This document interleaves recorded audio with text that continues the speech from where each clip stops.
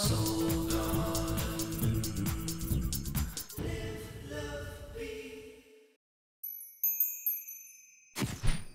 Lunar Baby, and welcome back to Monday. Well, for the Cancers, it looks like partly cloudy and feeling perhaps vulnerable. You had a nice weekend there, maybe with the honey. It was more romantic through the weekend when the moon was in Capricorn.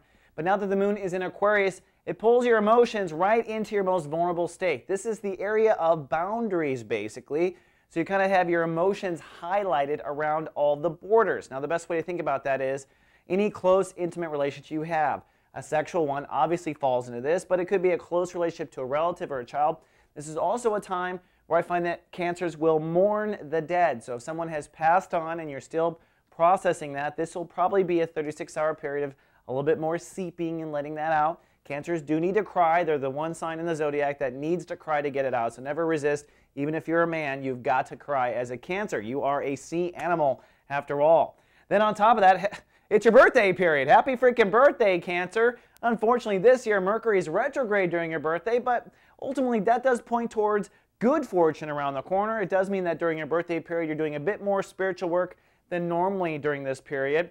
And for you, this is about reinventing your ego. Now, in astrology, ego is the rising sign or the ascendant, and you are redesigning the way the world sees you right now. You see, Cancers need a new interface, basically, because now they really realize how valuable they are. You're about to graduate a 2.5-year work on yourself that dealt with raising your prices, facing self-esteem issues, and looking good. You've also learned how to be a lot more productive and make things happen in the moment. You've been doing all this work in the house of Taurus, basically. So this year, during your birthday period, you're going through the retrograde Mercury with the Sun going forward, and that scissor effect is going to really have you reinvent your exterior.